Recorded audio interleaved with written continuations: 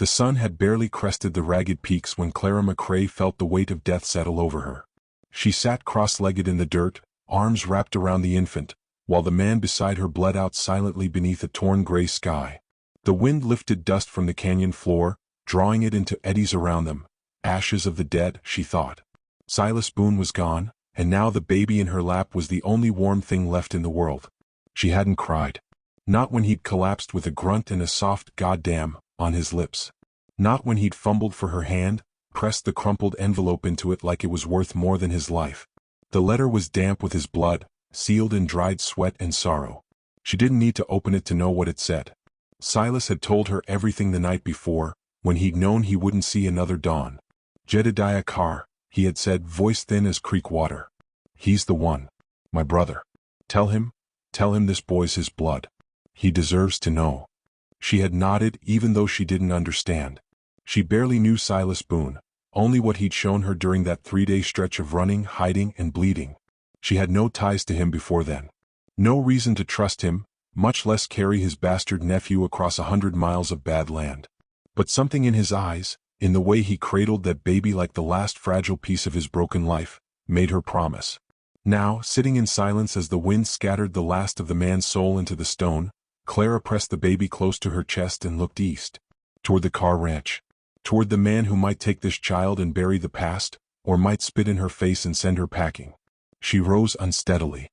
Her boots ached, soaked through from the night's rain. The trail ahead wound through mesas and dry riverbeds, a cruel maze for a woman traveling alone with a baby. She hadn't eaten in 2 days. Her hands were blistered from hauling Silas's limp body out of the wash the night before. She'd buried him under the twisted branches of a mesquite, with a flat rock over his chest to keep coyotes away. The baby stirred against her collarbone and let out a weak, mewling cry. She hushed him instinctively, bouncing her hips, a motion she'd never imagined making before this week. Clara had never wanted children. She'd been a teacher back in Spencer's Hollow, sure, but she'd always returned to an empty house and poured herself whiskey with a sigh of relief. Kids were someone else's burden. But now this one was hers. She climbed the shallow ridge, legs trembling, her mind ticking off supplies. 3 strips of jerky left, a mostly empty canteen, and a pistol with 2 bullets. She'd never fired it. Silas had taught her how to aim it, though. Had made her grip it with both hands, feet steady. "You don't shoot unless you mean to kill," he'd said. "And if you mean it, don't miss." She hadn't told him she was scared of guns. Not then. By noon, the sun was a hammer beating her down, and the baby burned with fever. His cheeks were blotched red, and he refused the water-soaked cloth she tried to feed him. She dipped the rag again and pressed it to his forehead, whispering nonsense to keep herself from unraveling. The path curved downward into a gully where a half-dry streambed cut through the rock. She found a sliver of shade beneath a split boulder and collapsed, shielding the baby beneath her shawl. Her eyes fluttered shut for just a second. Just a second. When she woke, the sun had shifted. A shadow stood at the edge of the gully. She reached for the pistol, heart thundering. "Who's there?" A man stepped into view, arms loose at his sides. He looked like every drifter she'd ever tried to avoid, dust-caked, wiry, eyes sun-scorched and untrustworthy. He grinned without warmth. "Easy, miss. Ain't here to hurt nobody. Saw the baby, figured someone might need help." Clara didn't lower the pistol. "What do you want?" "Name's Hatch. Just passing through." He squatted a few feet away, close enough to make her skin crawl. "Looks like you could use water. Food maybe." She hesitated. "I've got some." "Don't look like you do. Baby's cooking. You got any quinine? Goat's milk?" "No." Hatch nodded, rubbing his jaw. "Figure not. How about I trade? I got supplies. Little firewood. Blanket. All I want's a look at what's in that bag." Her grip tightened. "No." He chuckled. "Suit yourself." Then his eyes changed, turned cold. He rose and so did her fear. The baby began to cry. She lifted the pistol. "One more step, I swear to God." Hatch studied her the way a snake looks at a bird. "Ain't worth it, miss. But all right. I ain't the devil you think I am." He backed away slow, hands up. "Hope the kid makes it." She didn't lower the gun until he was gone. That night, she built a tiny fire and boiled stream water, prayed the smoke wouldn't give her away. She wrapped the baby in the last of Silas's clothes, his old shirt torn at the sleeve, and hummed a lullaby she didn't remember knowing. In the firelight, she uncrumpled the letter. It was stained and torn, the writing scrawled in Silas's jagged hand. She read it once. Then again. Jedediah Carr. Your brother. The boy is blood. You don't know me anymore, but I'm asking, please raise him. Give him what I never could. Let him live free of my sins. Her hands trembled. Not with fear but with fury. What kind of man throws that weight on a stranger and dies? What kind of man abandons family and begs forgiveness too late? She folded the letter and tucked it back inside her coat. The baby whimpered. She fed him the last of the soaked bread and whispered, "He better be worth all this." They slept in shifts, she dozing, then waking at every snap of twigs, every rustle of brush. Coyotes howled in the distance. An owl screeched nearby. She kept one hand on the pistol and the other on the baby. By the third morning the land began to rise. She followed a game trail up toward higher country, where grass dotted the ridges and junipers clung to the soil. Her lips were cracked. Her legs buckled twice before she caught herself. But she kept walking. Midday brought heat and silence. Then hoofbeats. She dropped flat into the grass, heart in her throat. The baby gurgled, confused. She stuffed a corner of cloth into his mouth and waited, not daring to breathe. 2 riders passed along a ridge above. She recognized them. Griggs' men. One of them, she couldn't remember the name, had laughed when Silas bled out in front of them days ago. He'd worn a red neckerchief and a pistol that swung like a pendulum on his hip. They didn't see her. When they were gone, she didn't cry. She didn't scream. She just stood, took a breath, and kept going. On the 4th day the land changed. The mountains fell behind her, and before her stretched open plains, wide, green, impossibly still. Somewhere out there, past the rolling hills and long fences, was the Carr Ranch. Her knees gave out as she reached the top of the last ridge. Below, a creek wound through the grass like a ribbon of silver. Cottonwoods lined the banks. Beyond them, fences cut long and clean, and in the distance, a red-roofed house glimmered under the sun. She laughed, then sobbed, then laughed again. The baby had gone quiet. She stumbled down the slope. Her legs refused to carry her. Halfway across the field, she fell hard, the dry grass scratching her face, her arms shielding the infant. Someone shouted. Hoofbeats thundered closer. She tried to stand, but her body gave out. And as the world tilted sideways and faded, she thought, please let him be kind. The last thing she saw was a tall figure dismounting, running toward her, his face a blur in the sun. She held out the letter. Jed. Carr. Then she was gone. The first thing Clara felt was pain, radiating, sun-hot, coiled through every joint like iron wire. Her eyelids stuck together. Her mouth tasted of blood and salt. Somewhere nearby, a child cried, not loud but steady, like the soft clinking of metal against metal. She stirred and the sound grew clearer. Easy now. The voice wasn't harsh. It was measured, deep, and unfamiliar. She peeled her eyes open. The room was dim, light trickling in through slatted wooden blinds. A wash of warmth filled the space, the scent of sage and leather drifting through the air. She blinked hard. The ceiling swam, then steadied. Plaster. Wood beams. A quilt across her body, rough but warm. Where? You're safe, the voice said. For now. She turned her head too quickly. A man sat in a chair across the room, arms crossed, eyes steady. His face was sun-worn and angular, with a bristled jaw and a scar slicing down one cheek like a stray whip mark. His boots were dusty, his shirt sweat-stained. He looked like the kind of man who didn't ask questions unless he already knew the answers. The baby, Clara croaked. He's fine. The man nodded toward the corner. There, wrapped in a blanket, tucked into a wooden crate padded with cloth, the child slept. His chest rose and fell with fragile rhythm. Clara's hand twitched beneath the blanket, a sudden need to gather him close overtaking every ache in her bones. The man leaned forward, elbows on knees. Name's Caleb. I work for Jed Carr. Found you sprawled out at the edge of his property. You were half dead. Letter in your hand. Baby in the other. Clara tried to sit up. Pain answered. Caleb stood. Don't. You've been out near 2 days. Fever hit you hard. Doc Reynolds came through and stitched up the mess on your leg. You tore it on something, barbed wire most likely. You've been rambling in your sleep. Names. Warnings. Kept saying, don't let them find him. Clara looked past him to the window. The light there felt wrong. Too golden. Too peaceful. Is this Carr Ranch? It is. Jedediah Carr. Did he read the letter? He did. She closed her eyes. And? Caleb was quiet a moment, then scratched his jaw. Man don't say much when something hits him hard. But when he read it, he dropped to his knees. Didn't speak for a while. Then told me to keep you alive. That's more than he's done for most. She exhaled, tension bleeding out of her spine. He believe it? I think he wants to. That's close enough. A silence filled the room. Clara stared at the baby, at the tiny hand curled near his face. His name's not on the letter. But it's true. The baby's Silas Boone's. Caleb nodded. And Silas was Jed's brother. He didn't say that.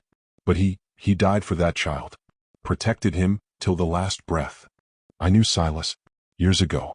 Thought he was dead already. Caleb shifted, something like sadness threading through his voice. Jed never talks about him. He said he didn't deserve forgiveness. Probably right. A knock on the door. Clara tensed, but Caleb waved her down. He opened it just a crack, spoke low with someone outside, then returned. That was Ellie. One of the house hands. She's got broth on for you. I'll send it in. He paused. Jed's not coming yet. He's watching. Watching what? You. Later, Clara sat propped up on pillows, broth steaming in her lap, spoon shaking slightly in her hand. Ellie, a middle-aged woman with kind eyes and quick hands, helped with the baby, cooing soft nonsense as she swaddled him in fresh linen. He's quiet, Ellie said, but alert. Strong lungs. Clara managed a half-smile. He's stubborn. Like the man who gave him up. You his mother? No. Ellie didn't press. Well, he takes to you like you are. That night, Clara couldn't sleep. The pain had dulled, but her thoughts wouldn't quiet. She stared at the ceiling, listening to the creak of footsteps on the porch, the rustle of trees outside, the chirp of crickets that seemed almost too peaceful. Sometime before dawn, the door opened. Jedediah Carr stepped inside. She sat up instinctively. He was taller than she'd imagined, broad through the shoulders, a man cut from hard years and heavier choices. He didn't speak at first. Just stood near the crib looking down at the child. His jaw tightened, relaxed, then tightened again. Silas is dead? He asked. Yes. He tell you to come here? He made me promise. Died with that letter in his hand. Jed didn't move. His eyes didn't leave the baby. You're not kin. No. Why do it? She hesitated. Because he saved my life. Because this child didn't ask for any of it. Jed turned toward her. In the dim light, his face looked carved from something older than time. You know what Silas did to this land? To my family? No, she said. And I don't care. Whatever he was, that baby ain't him. His lip curled at that, something between a smirk and a snarl. You speak like a schoolmarm. I was. Before I ran. Jed stepped closer. Ran from what? Judgment. Gossip. Men with loud opinions and louder guns. She met his stare. I'm not here to convince you of anything, Mr. Carr. I've done what I came to do. He looked at the baby again. You named him? No. He nodded once. Then I'll name him. If he stays. Clara's breath caught. If. I ain't a saint, Miss McCrae. I don't know what kind of man I'll be with a child screaming through my nights. But he's blood. If what you say is true, if Silas was his father, then he's mine to carry. You'll keep him? I'll try. He turned to the door. You can rest here a while. You're owed that. After you can go. Or stay. She didn't answer. Sun'll be up soon. Plenty of work needing done. Then he was gone. For the first time in days, Clara let herself breathe. A long, shuddering breath that emptied her lungs of fear. She stayed on the ranch over the next week, regaining her strength. She watched as Jed returned each evening, silent but present, always pausing by the crib. Never holding the child. Not yet. But Clara saw the way his hand lingered near the edge of the blankets. How he frowned when the baby cried. One afternoon, she walked the property, stretching sore muscles, baby bundled against her chest. She passed the hands working the paddocks, repairing fence lines. They looked her way but didn't speak. She was a mystery they weren't sure they wanted answers to. Later, she found Caleb near the stables, mending a saddle strap. He's watching you again, Caleb said. I noticed. He's trying to decide if you're trouble. I'm too tired to be trouble. Caleb chuckled. Then you're smarter than most. She stepped closer. Does he always carry that weight around? Like it's stitched into his coat. Caleb looked down. Jed watched his brother tear the family apart. Land disputes, debts, a shootout in town that nearly killed their father. Silas left and never came back. Jed buried him long before you arrived. But he took the child in anyway. He's not heartless, Clara. He's just forgotten how to feel like one. That night, thunder rolled across the plains. Rain tapped gently on the windows. Clara rocked the baby in the dark, listening to the storm and wondering what it would take for this place to feel like more than a stop on a long, desperate road. The next morning, the Griggs brothers arrived. 3 of them. Dirty, scarred, and loud. They rode in like they owned the dust beneath their boots. Their leader, Rhett Griggs, swung down from his horse with a grin that made Clara's stomach twist. She watched from the porch, baby in her arms, heart pounding. Jed met them at the gate. "We're looking for a woman," Rhett called out. "Dark hair. Sharp tongue. Might have a stolen child with her." Clara stepped back into shadow. Jed didn't flinch. "Ain't got any thieves here. Try Ridgewater." Rhett smiled. "Funny thing. We tracked someone through that canyon west of here. Fresh footprints. One set. Small. Carry in weight." Jed's hand rested on the butt of his pistol. "You finished?" Rhett glanced past him toward the house. His eyes met Clara's. She saw it. That flicker of recognition. Jed's voice turned to iron. "You so much as look toward that porch again, I'll bury you where you stand." Rhett's grin didn't falter. "We'll be back. If she's here, you're shelterin' a fugitive." Jed nodded once. "Then ride fast, boys. Because if you're back too soon, I won't be a skin twice." The Griggs brothers rode out, hooves tearing at the ground like thunder. Clara turned to the baby. He stared up at her, wide-eyed and blinking. "We're not safe yet," she whispered. But something in her voice had changed. Not fear. Resolve. Dawn broke like a blade slicing through the mist. The prairie lay soaked in a dew that clung to Clara's boots as she crossed the yard, the baby snug in a sling tied against her chest. He breathed steadily, cheek pressed to her collarbone. The sun cast long shadows across the barn and fence posts, glinting off Caleb's spade as he dug a new post hole near the southern boundary. Clara nodded to him in passing, then turned toward the main house. Jed stood on the porch, arms folded, watching her with that unreadable expression of his. The confrontation with the Griggs brothers had changed something between them. It wasn't trust exactly, more like a mutual understanding that came only after staring down a shared threat. Clara saw it in the way Jed no longer avoided the baby, how his hand occasionally hovered near the child's head before retreating, unsure. She saw it too in the way he spoke to her now, less guarded, though still brief. She joined him at the porch. He glanced at her, then at the baby. "You're up early." "Couldn't sleep." Clara adjusted the sling. "He fusses before sunup. Like he's got his own internal rooster." Jed allowed the smallest twitch of a smile. "Some babies are born wild." Clara leaned on the railing beside him. "You ever raise one?" "No. You've had the chance." Jed's gaze drifted toward the hills. "Had the chance to do a lot of things. Doesn't mean I took it." She waited, but he offered no more. Instead, he turned and headed down the steps toward the corral. Clara followed, her boots crunching lightly behind him. The workday began in rhythm. Men tightening fence lines, feeding stock, hauling water. Clara helped where she could, sorting tools, cooking meals, changing the baby between chores. Ellie had started calling him Little Boone, when she thought no one was listening, and somehow the name stuck. Jed didn't correct it, though he still hadn't spoken the child's name himself. Around noon, Caleb rode in fast from the ridge, dust trailing behind him. He dismounted hard, eyes scanning until they landed on Jed. "Rhett's back," he said. 2 riders. Stopped at Danner's Creek for supplies. Asked questions. Jed's mouth tightened. "Looking for her still?" Caleb nodded. "Heard them say something about a bounty. Not on the child. On her." Clara's chest stiffened. "What kind of bounty?" "Private one. No poster yet, but it's got teeth. Someone paid handsomely to see you dragged back south." Jed looked at her. "Why?" Clara hesitated, then sighed. "The man I ran from. His name's William Harrow. Railroad investor. Tied up in old Confederacy money. I was his wife." Caleb's brows lifted. Jed didn't move. "I married him young," Clara went on. "He had charm and power. I thought I was safe. But behind closed doors," her voice caught. "He made me feel like a shadow in my own home.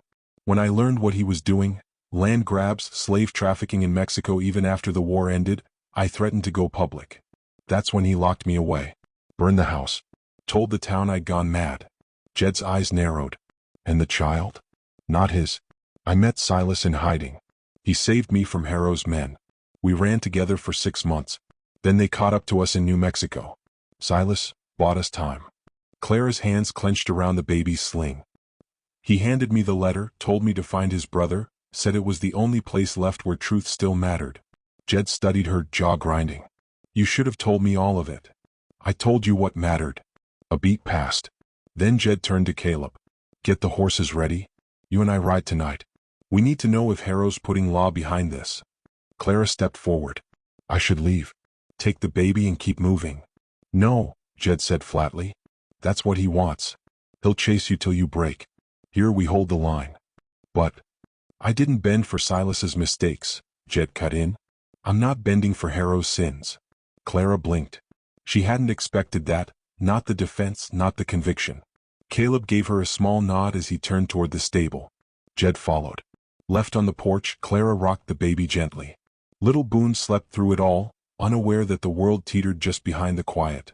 She stared at the road, half expecting to see dust on the horizon, a warning on the wind. That night, after the ranch quieted and the men turned in, Clara sat by the fire with Ellie. The older woman peeled apples with a paring knife, slicing the fruit so thin it curled like paper. Don't think I'm blind, Ellie said. Clara sipped coffee, her bones aching. To what? To the way Jed looks at you now. Like someone finally turned the light back on in a room he locked up years ago. Clara set her cup down slowly. I'm not looking to start anything. I didn't say you were. But he is. Even if he doesn't know it yet. Clara smiled faintly. He's hard to read. He's a car. They don't wear feelings on their faces. But they carry them in every breath. Clara thought about that long after Ellie retired to her room. When the fire had died to embers, and the baby lay in the crib beside her cot, she reached for the letter once again. It was creased and worn now, ink faded at the corners. She traced Silas's name with her fingertip, remembering the way he'd held her hand in the final hour, blood soaking into the dust beneath them, eyes full of everything he never got to say. A knock startled her. Jed stood at the door. He didn't step inside. Just lingered there in the glow of the last firelight, hat in his hands. We leave in an hour, he said.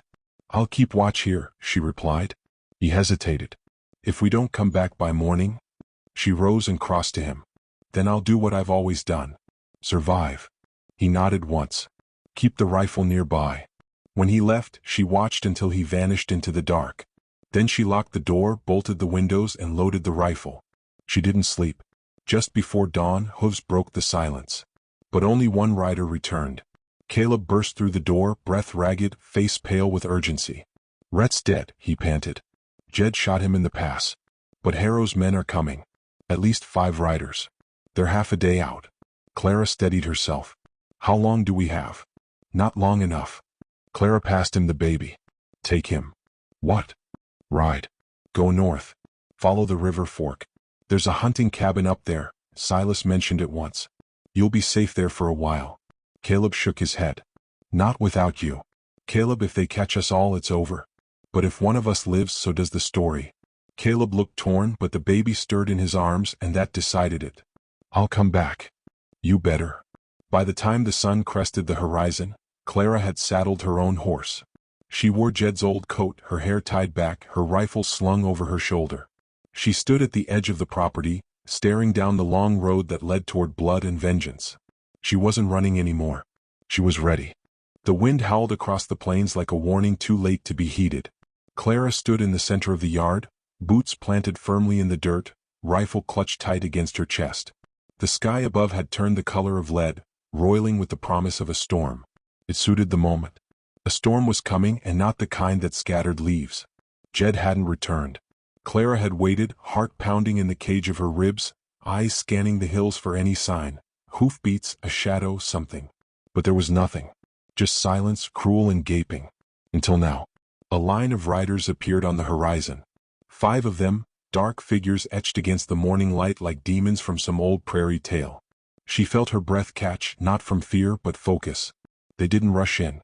They approached slowly, deliberately. This wasn't a raid. It was a declaration. She took her position behind the water trough near the front gate. Ellie crouched beside the barn, eyes narrowed beneath her shawl, pistol drawn with the familiarity of someone who'd done this before. Inside the house, Clara had hidden a loaded scattergun beneath the cot and locked every door and window tight. But the fight would not be won inside. She knew that now. The lead rider came forward, his coat flapping behind him like the wings of a carrion bird. He reined in a few yards from the gate, lifted his hat, and Clara's stomach clenched. William Harrow.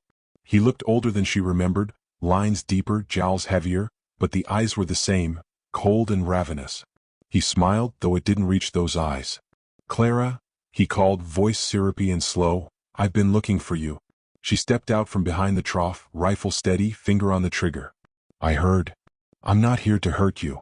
"That's a lie." He tilted his head as if disappointed by her tone. "I brought papers. I'm still your husband. You're not well.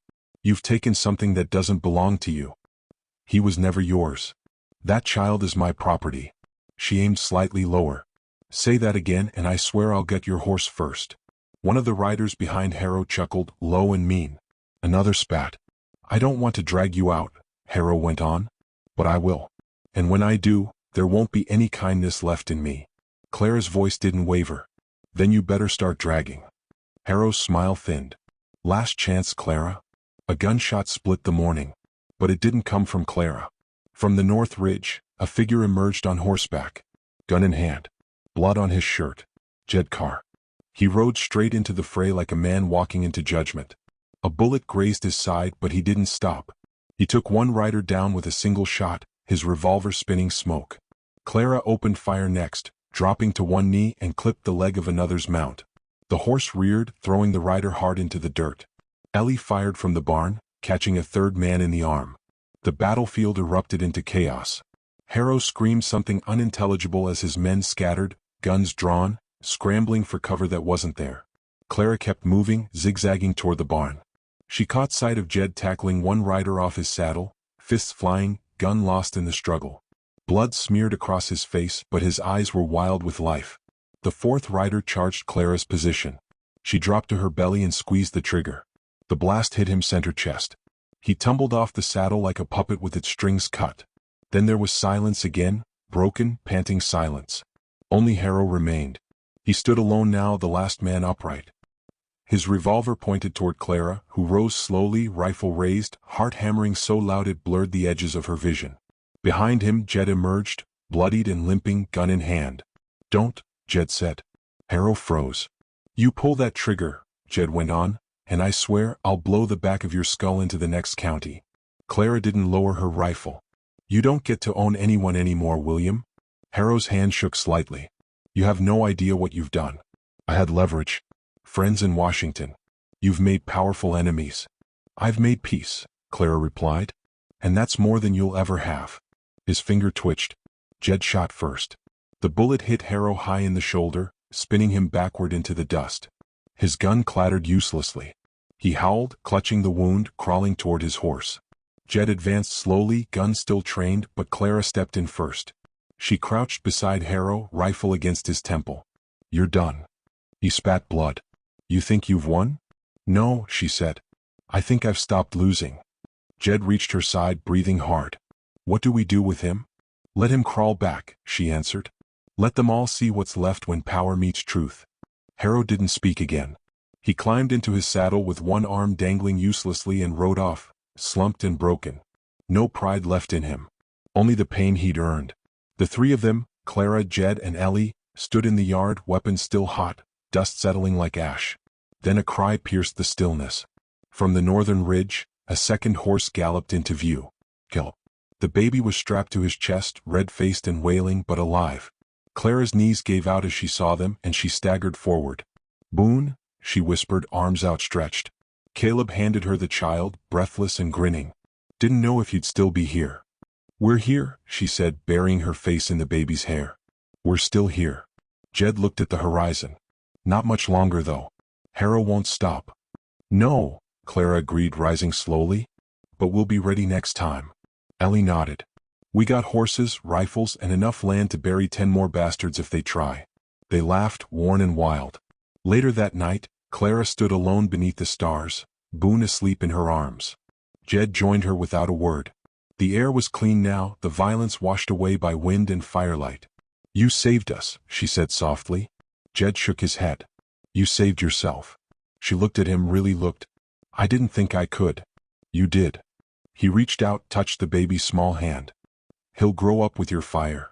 Clara smiled faintly. "And your stubbornness if we're not careful." A beat passed. Then Jed said, "You could stay. Make this home." Clara closed her eyes for a moment. She'd spent so long running, so long hiding. The idea of staying still terrified her more than any bullet. But then Boone stirred in her arms, soft and warm and safe.